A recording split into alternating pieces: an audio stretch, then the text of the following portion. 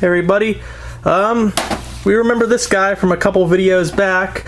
This was the weird AT case computer that I found that had, like, you know, I thought it was very intriguing to me because the styling of this case was kind of like newer styling, yet it was an AT case. And inside of it was kind of a boring, not well regarded apparently SIS-based motherboard, and got a lot of great comments and replies in the comments section, and that kind of made this thing kind of make sense. And I think basically what the gist of this kind of machine was that, I mean, this was a very budget machine, and I think from what I was getting from what you guys were saying in the comments, that basically what was happening is, you know, there was a lot of places that maybe still had AT cases and they just wanted to get rid of them. The era of ATX was in full swing. AT was quickly kind of phasing away, and you know, a lot of places, businesses, PC sellers, they wanted to get rid of these AT cases. So what they do, they have something like this motherboard in here that's actually kind of like a later, supports you know, the processors of the time, but it was AT, and they could stick it in these cases and sell them, and you know, fairly cheaply. I'm not exactly sure how much it was back then, but these were pretty much budget machines, just getting rid of those old AT cases. But I think in this video we're going to take just a better look at this motherboard in general, and then after that we're going to see how it performs in just a couple benchmarks. From the comments, a lot of you guys didn't really think very highly of this, the motherboard, or the SIS with the built-in SIS 530 AGP graphics chip, and we'll run it through a few paces, and we'll see how it holds up. And then as a little bonus after that, we'll see what someone in that era could have done as a very modest sort of upgrade, and see if this can actually be turned into something that was fairly usable at the time. So first off, I haven't done anything with this machine. I've only made one little change so far. So this is basically how I found it, which from what I can tell is pretty much stock. There wasn't any expansion cards in it. You know, this is an older quad speed CD-ROM drive. You know, this is, pretty sure this is probably how it was when this thing came out in, what, 98, 99 maybe? Maybe 97, I'm not sure. So the only change I made is I took out the modem and I put in a USB card instead, and that was just to facilitate moving files back and forth, benchmark programs and stuff like that. So let's take a look at the motherboard. Alright, so here's the motherboard tilted. I know there's a lot of cables in the way. That's really due to my laziness. I just don't want to pull this stuff out. So this is basically how I found the board, except for, like I said, this USB card was added. So from what I could tell, the actual model of this board is a 5SMTS all-in-one AT motherboard. Uses the SIS chipset. It has this SIS 530 8 megabyte AGP video. Has some two 16-bit ISA slots, PCI slots, I believe 3 of them, and no AGP slot. So if you don't want to use the onboard AGP, you're stuck with a PCI card. There's a header up here, I believe it's this one, and that goes to a VGA port. So right here, everything's built in. It uses, here's the sound chip right here. I believe the sound chip, it's like a Sound Font Pro. But yeah, it's really a C-Media 8330 sound chip here. Now, as you can see here, it has both AT and ATX connectors. There was a transition going on at the time. In my memory, I don't even remember AT being around at this point. It was all ATX in my memory, but I know there was still some AT stuff floating around. So they did make some boards here that kind of, you could do both depending on what kind of case you had. There is a header for a PS2 mouse. I don't have it though. So yeah, it is fairly modern here. We've got, well, for the time, modern, for the late 90s. Modern for an AT motherboard. It is Super Socket 7. It supports 100 megahertz front side bus. Has one of the nice coin battery that we're used to, and the CPU that was installed when I got this thing is a K6-2 350 megahertz, which would, yeah, that would be, sounds about right as like a budget CPU for the time. This board officially from the manual can take up to a K6-3 450 megahertz. Just uses SD RAM. Right now I went back down to having 64 megabytes because I thought that might be what it comes with, like what would be more reasonable for the time rather than 128. According to the manual, this thing can take up to 1.5 gigabytes of RAM, which I find very interesting because I'm not sure a whole lot of boards could take that much RAM at the time. That seems like something that would have been reserved for servers or something more advanced. It's a lot of RAM for an AT type motherboard. So that would be 3 512 megabyte sticks of SD RAM.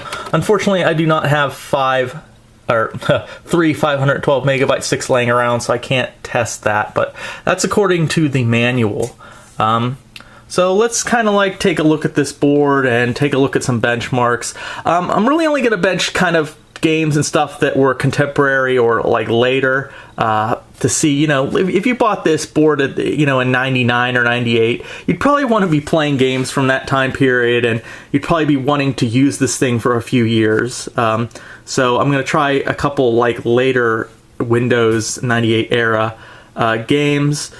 I did bench some DOS. I did some DOS benchmarks, and this thing does fine as far as DOS benchmarks. Like I benched Doom and Quake, and this ran those games fine. I don't know what the compatibility is with the SIS 530 graphics chipset in here, but the games I did test, like Doom and Quake, seemed to run just fine. Speed was very acceptable, and I didn't see any weird graphic anomalies, but then again, that's only 2 of potentially hundreds or thousands of games, so, you know, your mileage may vary. There could be some incompatibilities with this chipset. I know it's not really highly spoken of, so I don't know.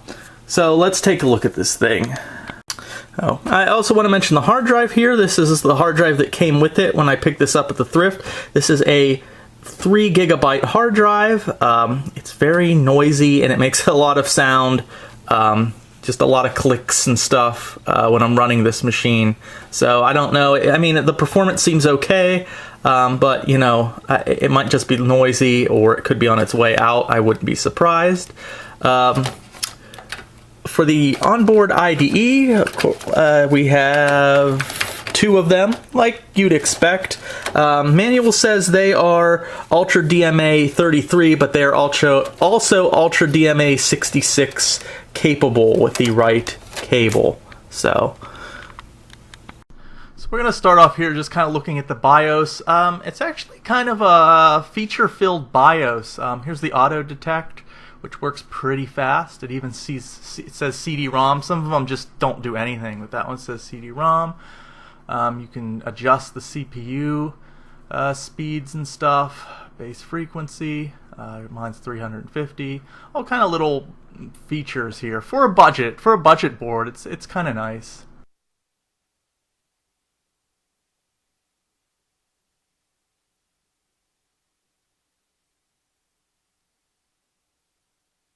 Yeah, and then I don't know what that USB function for DOS option is. Very interesting. I tried setting it and going into DOS, and no, it did not automatically see the USB drive. It probably requires some kind of drivers, but I hear USB in DOS is very tricky. So first I'm just going to go through some quick benchmarks in DOS just to show you. Here's SpeedSys, quick view of SpeedSys there, and the specs. And I'm actually using, this is Phil's benchmark pack, his newer one, although I don't think all the options work yet. PC player works fine. We'll go to what we're really looking for, our good old staple of Doom. So yeah, as you can see, it works fine. I mean, it's a 350 megahertz K6-2, so of course it's going to be speeding through all these, even with that SIS 530 chipset. but you know, no weird errors or anything, so Doom seems to run fine. So now let's go into some Windows benchmarks. Problem here, it gave me a thing about swapping because I had less than 64 megabytes of RAM. So I think at this point we're just going to do our first little quick upgrade, and that is going to be adding some 128 megabytes of RAM there, some generic RAM. So now that brings us up to 128 megabytes, so these benchmarks in Windows shouldn't have any problems, and that would be a reasonable upgrade for the time, not too costly. Maybe even if it came with 64, you don't have to buy another 64 megabyte stick for the 128. But okay, so here we go. Yeah, this is with the AGP SIS 530 card, and yeah, it doesn't turn out so well. Now, I don't know. I mean, I played with the drivers a bit. That didn't do anything. I don't know, maybe there's some kind of option in the BIOS, but I was kind of looking at this from the viewpoint of someone that really wasn't an expert or wasn't really well versed in PCs that kind of bought this in 97 or 98, and they wouldn't really know to go mess around in BIOSes and stuff. So just, I mean, the fact it's not really user-friendly out of the box and the performance is pretty terrible, like out of the box for just your average PC user. Yeah, it's pretty bad. It's choppy as hell. So yeah, there were other results, benchmarks, of course. That it was all pretty much the same. At this point, when I decided to try some Unreal, because I thought that was a pretty good game to try at the time, I just wasn't having much luck with that quad speed CD-ROM. It actually kind of froze up after this point. I think it got to 2%, and then it just locked up. So here, another reasonable upgrade for the time. I just put in a more modern CD-ROM drive. Now this would probably be more modern than what you could get at the time, but you know, same deal. So here's Unreal. This is with the SIS 530 chipset, 128 megabytes of RAM, and this is on the lowest setting. So this is low texture quality. This is the lowest resolution. Sounds low. Now, I don't have sound playing for these games because for some reason it sounded fine when I was playing the game, but when my capture device was capturing the sound, there was gap. You know, it would play the sound for like a second, and then there would be a gap, and the sound would cut out, and it kept doing this all through, and I don't know why. It's never done that before. So I just muted the sound here rather than hearing that weird sound go in and out every second. So yeah, I mean, it's playable. I mean, if I was a kid really wanted to play this game back in the day, I guess I probably would have suffered through it. But I mean, looking back like today's standards, it's very choppy. Not a very fun experience. So playable, but barely, and that's like if you were desperate.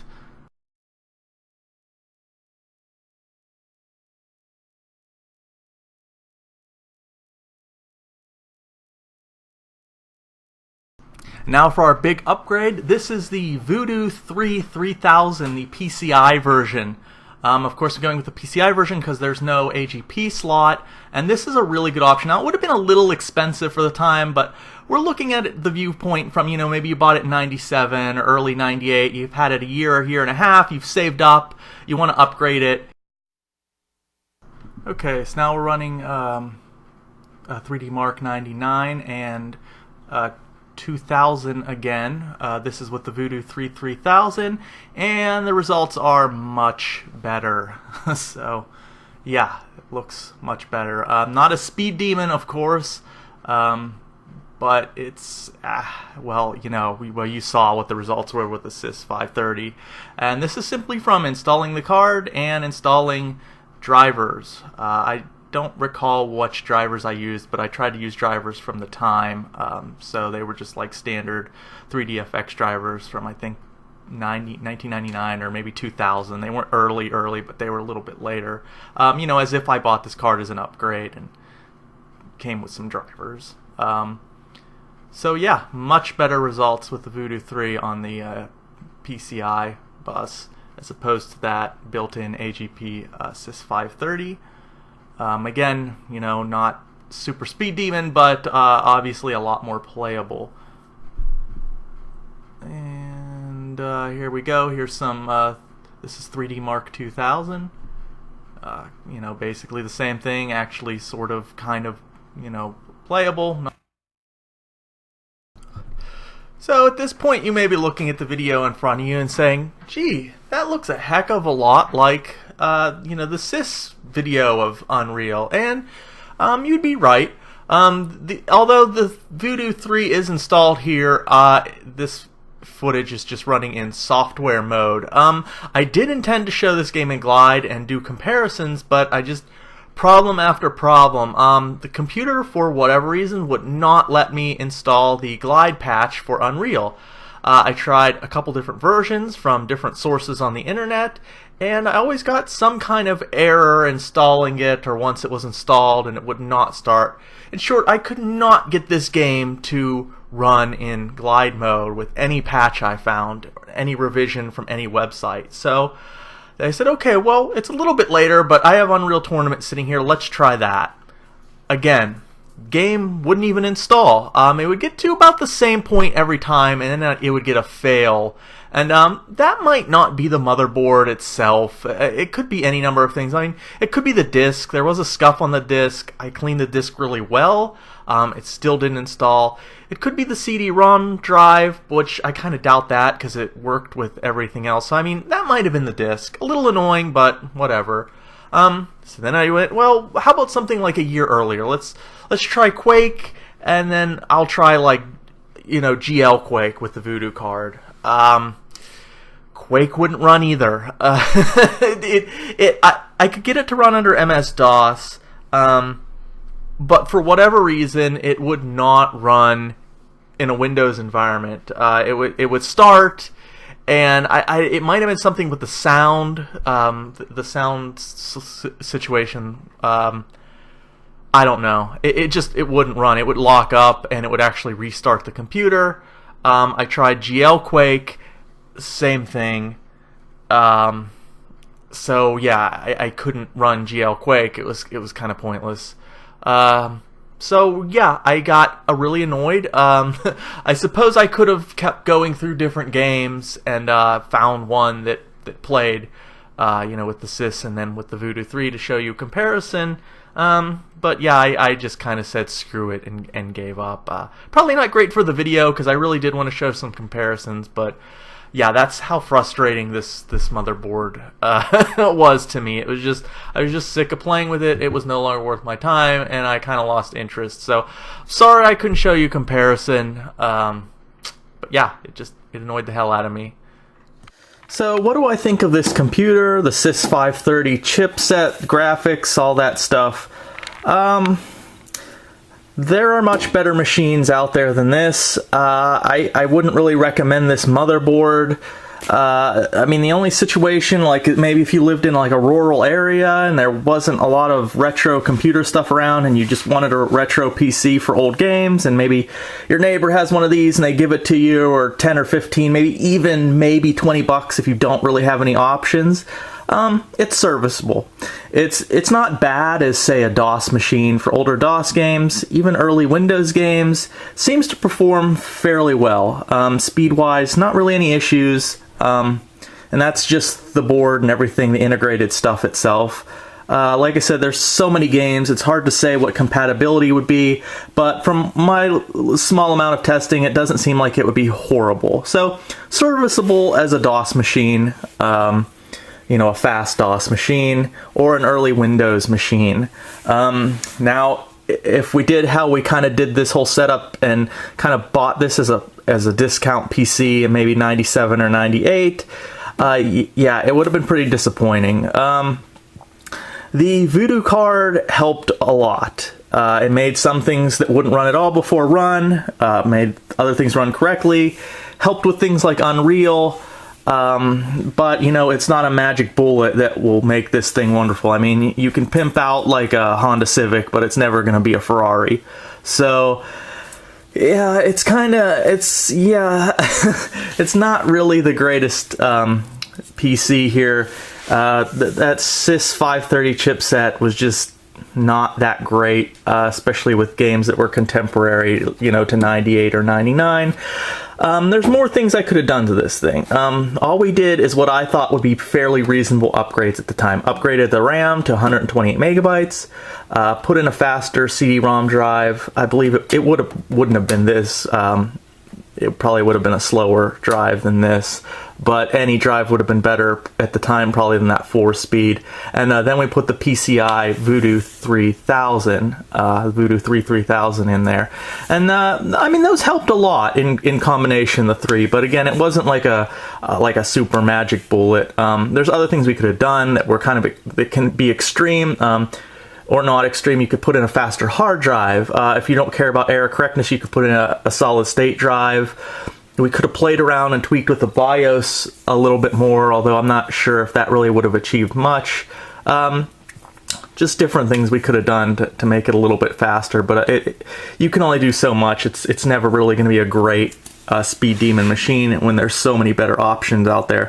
For an AT motherboard, it is nice to have all those little options built in. I don't see that much on an AT board with the built-in audio, the built-in video, and all that. Unfortunately, the audio and video kind of suck. So again, better options. I mean, that's about all I have to say with this thing. It is what it is. It's a budget PC. It's kind of a budget motherboard. We can do some things to kind of help it along.